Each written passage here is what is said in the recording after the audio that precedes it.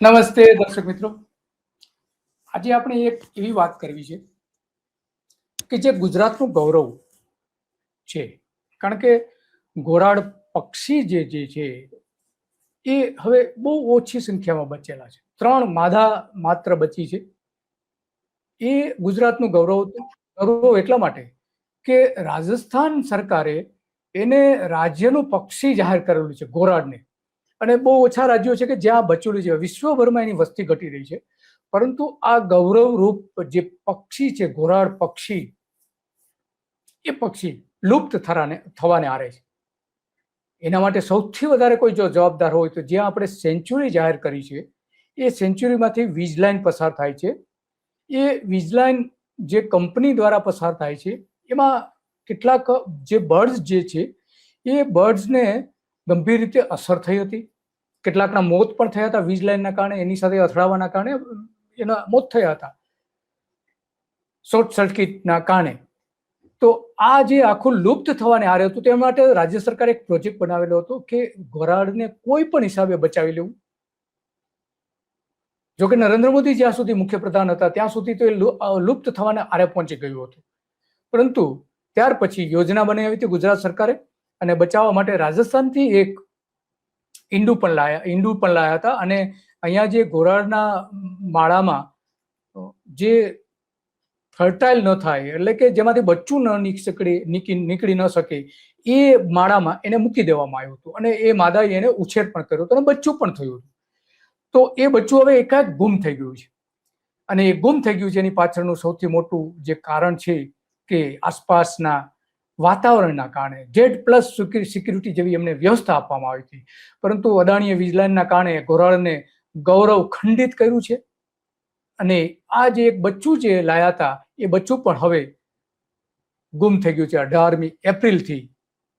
તો એ આખી બાબતો છે અને એ બાબતની આજે આપણે ચર્ચા કરવી છે. ચર્ચા કરીએ એ પહેલા આપણે આ જે ઘોરાડ પક્ષી છે એ કઈ રીતે લેબોરેટરીમાં રાજસ્થાનમાં ઉછેરવામાં આવેલું આ જોઈ શકીએ છીએ. લેબોરેટરીમાં એની ખાસ પદ્ધતિથી ઉછેરવામાં આવેલું ઈંડાને રાખીને.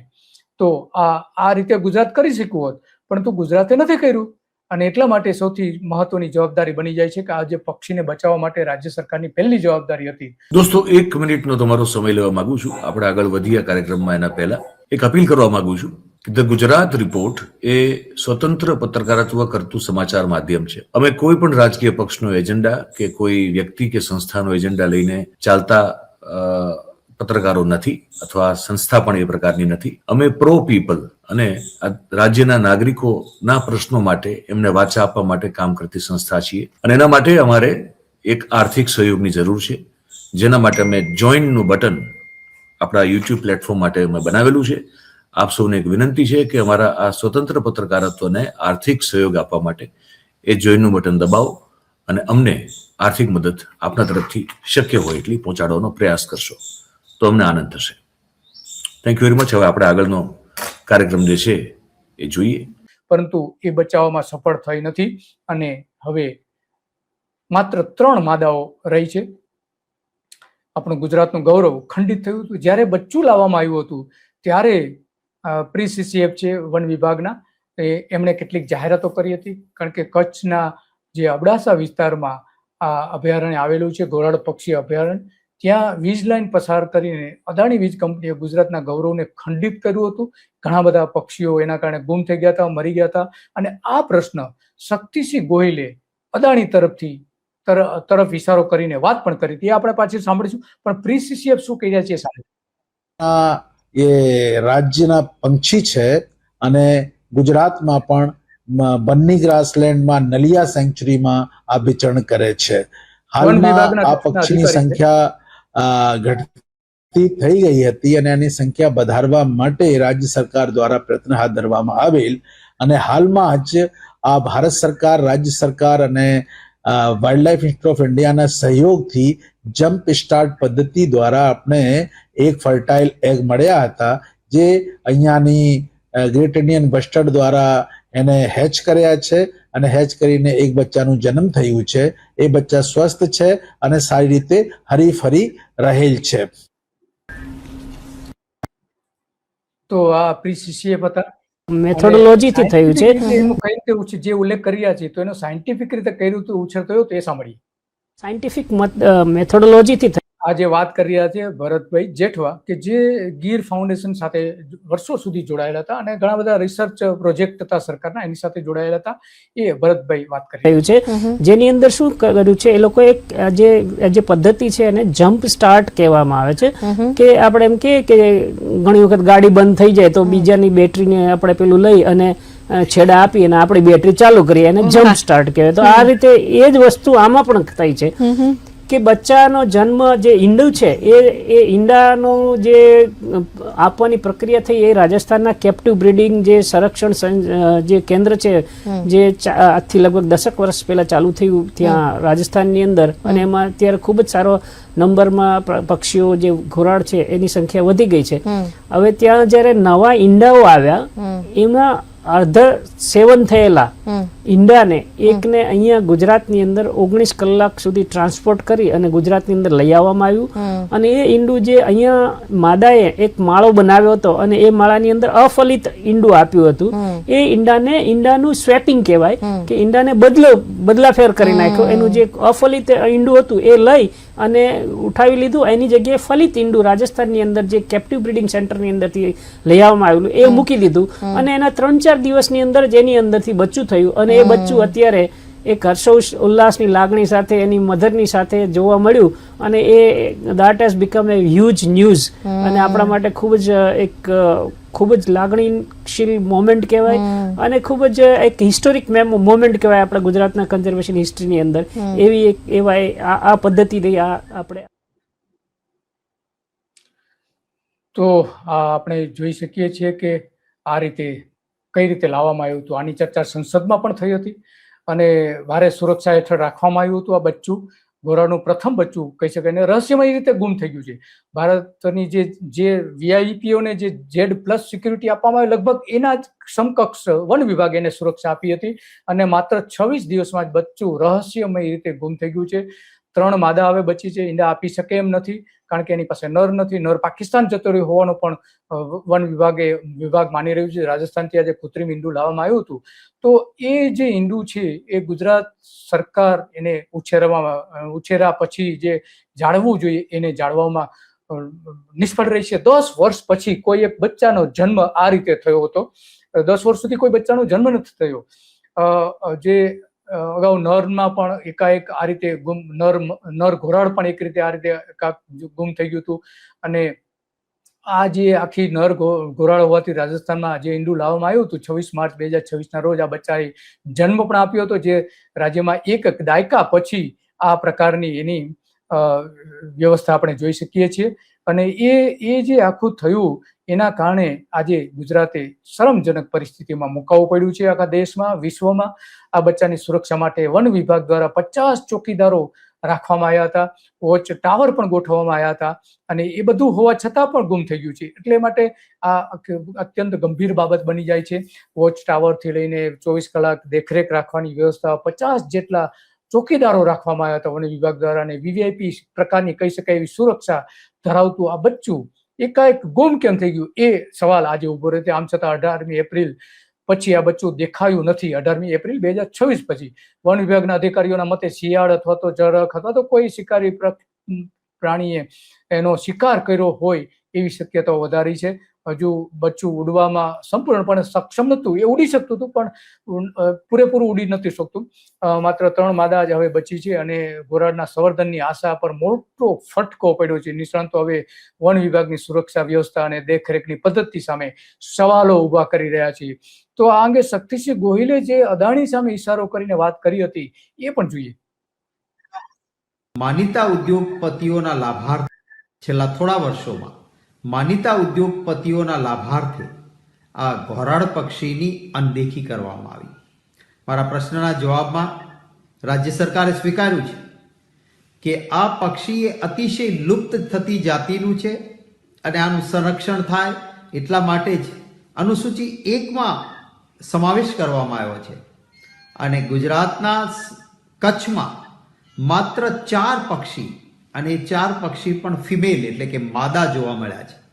તો શું સરકારની જવાબદારી નહોતી કે માત્ર ફિમેલ પક્ષી બચ્યા છે, તો જ્યાં રાજસ્થાન જેવી સરકાર ખૂબ મહેનત કરીને પૂરું ધ્યાન આપીને ત્યાં ઘોરાડ પક્ષીને બચાવવા માટેની કામગીરી કરે છે, એમને ત્યાંથી એક મેલ એટલે કે નર પક્ષી લાવીને અહીંયા રાખીએ તો જ અહીંયા જે માદા પક્ષી છે એના ઈંડામાંથી બચ્ચા કરીને આપણે આ ઘોરાડ પક્ષીને બચાવી શકીએ અને એ બચે તો આપણું ગુજરાત અને કચ્છનું ગૌરવ વધે કે હા, દુનિયામાં જે જાતિ લુપ્ત થઈ રહી છે એ પ્રજાતિનું પક્ષી ગ્રેટ ઇન્ડિયન બસ્ટર્ડ ઘોરાડ એ અમારે ત્યાં છે. આ ગૌરવ એ બીજા કોઈથી ના મળી શકે.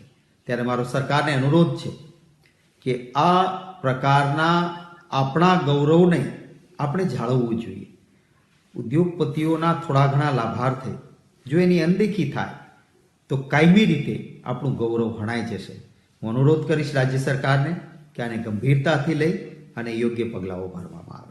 એક પરફેક્ટ ઘરનું સપનું એને સાકાર કરશે કોણ? Shrinathji group of companies. 10 વર્ષ પહેલા દક્ષેશ સ્ટાર્ટેડ હિઝ જર્ની એક સિમ્પલ ડ્રીમથી. બધાનું ડ્રીમ હોમ બનાવવાનું સપનું, એ પણ અફોર્ડેબલ પ્રાઇસમાં. 2015 થી હજારો ફેમિલીઝનું સપનું પૂરું કર્યું છે, તો તમે કેમ પાછળ રહી જાઓ? આજે જ મુલાકાત લો શ્રીનાથજી સામ્રાજ્ય અને સ્વસ્તિક પાર્કની અને તમારા સપનાને એડ્રેસ આપો.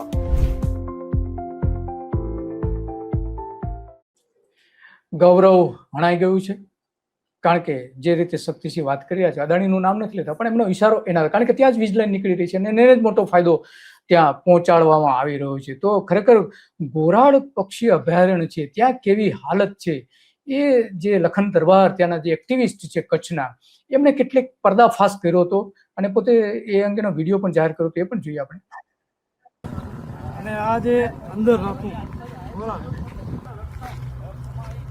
અનામત ક્ષેત્ર ઉપર વાંચી શકો છો, આખો ઘોરાડ વિસ્તાર કે અંદર રેલવેના પાટા આવેલા છે અને ઉપર તાર છે. અદાણીની મહેરબાની, રેલવેના પાટા આવેલા છે, ભૂંડ ભાજપની મહેરબાનીથી તમને બતાવું બધું. ચાલો ત્યાં હાલ હું જે જગ્યાએ ઊભો છું એ જગ્યા મેન જે ઘોરાડ અભયારણ્ય કહેવાય એનું મેન જગ્યા આવેલી છે. જુઓ છો આખું તમે, આ અભયારણ્ય આવેલું છે, ઘોરાડ અભયારણ્ય છે.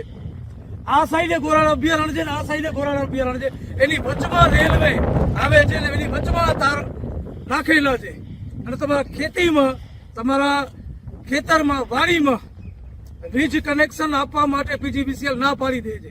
2021ના સુપ્રીમ કોર્ટના જજમેન્ટને સાઈડમાં મૂકી અને માત્ર ને માત્ર મોદી સાહેબના મિત્ર અદાણીને ફાયદો પહોંચાડવા માટે આ રેલવે લાઈન આખી નાખવામાં આવી છે.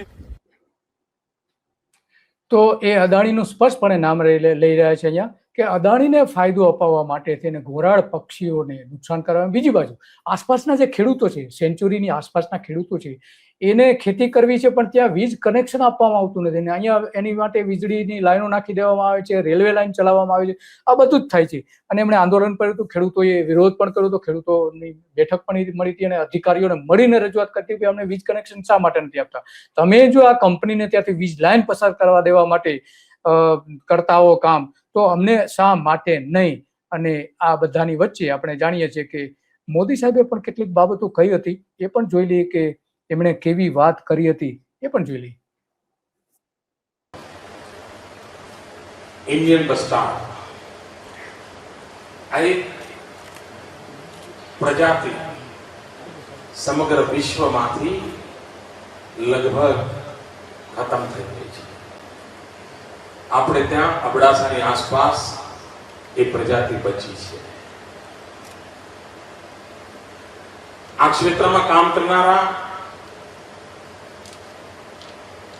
જે વિશેષજ્ઞ છે એવા લોકો સાથે મેં વિસ્તારથી મીટિંગ કરી હતી અને મેં એમને કહ્યું છે કે તમે આ પ્રજાતિ આપણે કેવી રીતે બચાવી શકીએ. આ દુનિયાનું એક અજોડ નજરાણું છે આપણી કચ્છની પાસે, હવે બીજે ક્યાંય નથી. એને આપણે બચાવવું છે. એના માટે પણ મેં આના જાણકાર લોકો સાથે મારી સરકારને કહ્યું છે કે જરા સંવાદ કરો, એવું શું કરીએ કે જેના કારણે અમારું કચ્છનું આ અનમોલ નજરાણું પણ હવે જ્યારે થોડું ઘણું બચ્યું છે, દુનિયામાંથી તો વધેથી નષ્ટ થઈ ગયું છે, એને કેમ સુરક્ષિત કરાય, એની સંખ્યામાં કેમ વૃદ્ધિ થાય. આવનારા દિવસોમાં એ પણ કરવાની સરકારની નેમ છે. પશુ હોય, પંખી હોય, પ્રત્યેક અબોલની કાળજી આ ધરતી પર લેવાય એના માટેની આપણી મથામણ. તો મથામણની વાત તો કરે છે નરેન્દ્ર મોદી જ્યારે મુખ્યપ્રધાન હતા, પણ બચાવી શક્યા નથી. અને એટલા માટે આનો સંસદમાં પણ પ્રશ્ન પૂછવામાં આવ્યો હતો અને સંસદમાં પણ આની ચર્ચા થઈ હતી. ગુજરાતના ઘોરાડ પક્ષી અંગે આ પક્ષી એ અત્યંત મહત્વનું છે અને એ મહત્વનું એટલા માટે છે કે એના લેબોરેટરીના પ્રયોગો પણ કરવામાં આવ્યા છે અને એટલા માટે આ બધી જ બાબતો આપણે જોઈ શકીએ છીએ કે આ રીતનું પક્ષી માટેના જે પ્રયત્નો તો કર્યા રાજસ્થાને, પણ ગુજરાતે કશું જ ના કર્યું. નરેન્દ્ર મોદીએ માત્ર ને માત્ર મોટી મોટી વાતો કરી. કચ્છની એક સભામાં તો એને એવું કહ્યું હતું કે આ કચ્છની દીકરી છે અને એને સાચવવી છે આપણે, પણ એ પણ એ કરી શક્યા નથી. અને એટલા માટે આ જે સંસદમાં પણ એનો પ્રશ્ન પૂછવામાં ત્યારે સરકારે સ્વીકાર્યું હતું કે એક પણ ઘોરાડ બચ્યું નથી. अपने जवाब में ग्रेट इंडियन बस्टर्ड शेड्यूल 1 में रखा है, आपने बताया है. मैं आपके जरिए चेयरमैन साहब, मंत्री जी से यही जानना चाहता हूं कि ग्रेट इंडियन बस्टर्ड जो गुजरात के कच्छ में, इसके लिए सेंचुरी बनी है, सिर्फ 3 फीमेल बची है. जब अशोक गहलोत जी सीएम थे, उन्होंने कहा कि मेल बर्ड मैं देने को तैयार हूं, वो नहीं लाया गया. सर, मैं आपसे आपके जरिए गुजारिश करता हूं मंत्री जी को कि आप ध्यान दीजिए, ये सेंचुरी की लैंड अगर 3 फीमेल बची है वो भी मर जाएगी, तो सेंचुरी की लैंड किसी बिजनेसमैन को देना है, यही मंशा है. और इसीलिए मैं એટલે કે એ જમીન કોઈકને આપી દેવાની છે. અહીંયા પણ અદાણીનું નામ નથી લેતા રાજ્યસભામાં શક્તિસિંહ ગોહિલ, પણ ઈશારો તો એના તરફ જ છે. गुजारिश करता हूं आपसे कि आप वहां पे मेल बर्ड एक भेजिए, और जो विंड मिल्स लगी है वहां, जिसके साथ टक्कर लगती है बर्ड मरता है, तो इसको रोकने की कोई कोशिश होगी या नहीं? My simple request is, मंत्री जी, if you can give us the assurance that will be taken care. That's only my concern, sir. તો આ વાત હતી અને એટલા માટે આજે વાત કરવી પડે છે કે સંસદમાં જેની ચર્ચા થઈ હોય એના માટે કેવી બેદરકારી સરકારે બતાવી હતી એ પણ આના ઉપરથી ફલિત થાય છે. અને એટલા માટે આ બધી જ બાબતો છે અને કેન્દ્ર સરકારના અધિકારીઓએ પણ આ અંગેની વાત કરી હતી. मैं ललित बोरा हूँ, joint secretary ministry of new and renewable energy में. तो माननीय सुप्रीम कोर्ट ने है एक कमेटी नॉमिनेट की है जिसमें बहुत सारे सब्जेक्ट एक्सपर्ट है, और उस कमेटी को ये उन्होंने कहा है कि किस तरह से है हम कंजर्वेशन ऑफ नेचर और कंजर्वेशन ऑफ जीआईबी दोनों कर सकते हैं. रिन्यूएबल एनर्जी में हमारे बहुत सारे ग्लोबल हमारी प्रोमिसेस है और जीआईबी हमारी एक विरासत है. तो इन दोनों को कैसे प्रिजर्व किया जा सके, तो उसके लिए कमेटी बनाई गई है. तो हम कल आए थे, कमेटी ने कल साइट विजिट की है. आज हमने स्टेक होल्डर्स है, जो पब्लिक रिप्रेजेंटेटिव्स है, जो सब्जेक्ट एक्सपर्ट्स है, उन सब से हमने डिस्कशन किया है. और उसके बाद में कमेटी अब बैठेगी विचार करके, और हम हमारी रिपोर्ट है वो सुप्रीम कोर्ट को सबमिट. તો સુપ્રીમ કોર્ટને પણ એનો અહેવાલ આપવાનો હતો, પણ પછી થયું શું? સવાલ એ આવીને ઉભો રહે છે, હવે કેમ આવું થયું? કારણ કે પક્ષી નાની ઉડાન ભરતા શીખી ગયું હતું, નાનું પક્ષી કચ્છમાં, અને જેના કારણે છેલ્લા કેટલાક દિવસથી તે નિરીક્ષણ હેઠળ પણ આવ્યું નથી એવું પણ જાહેર કર્યું છે વન વિભાગે સત્તાવાર રીતે. તો એને શોધવા માટે એકમાત્ર એરિયા સ્કેનિંગ થઈ રહ્યું છે, વન વિભાગ કરી રહ્યું છે. અને વિસ્તાર જે છે બહુ મોટો વિસ્તાર છે અને એમાં કોઈ પક્ષીને પાંજરામાં કે કેદમાં નહોતું. આ નવજાત હોવાથી તેને ટેગ પણ લગાવવામાં નહોતું આવ્યું, જ્યારે બીજી જે 3 માદાઓ હતી એને ટેગ લગાવેલું છે, જ્યાં એ જાય એના સિગ્નલ્સ મળતા રહે એટલા માટે. તો આ એક મર્યાદિત વિસ્તારમાં રોકી રાખવા માટેના પ્રયત્નો પણ ત્યાં કરવામાં આવ્યા નહોતા. નલિયાથી માંડવી સુધી ઘોરાડ પક્ષીઓ અલગ અલગ રીતે અગાઉ નોંધાયેલા છે. માદા ઘોરાડના માળામાં રહેતા કુદરતી ફલિત ઈંડાને હટાવી તેની જગ્યાએ જ્યાં ઈંડું મૂકવામાં આવ્યું તો અત્યારે ક્યાં છે સવાલ એ આવીને ઉભો રહે છે. કારણ કે આ 1600 હેક્ટરનો વિસ્તાર છે અને વન વિભાગ એનું સર્ચ ઓપરેશન કરી રહી છે. તો બસ આજે આટલું જ, અને આવી જ બાબતો ઉપર આપણે ચર્ચા કરતા રહીશું અને એમાં જે સરકારનો કાન પણ સાંભળતા રહીશું. અને એટલા માટે આપણા માટે આ મહત્વનું બની જાય છે. આ બધી જ બાબતો આપણે જાણીએ છીએ કે સરકાર કેટલી બેદરકાર રહેતી હોય છે અને એ બેદરકારીના કારણે પણ આ બધું જ બાબતો આપણી સામે આવતી હોય છે. બસ આજે આટલું જ અને નમસ્તે.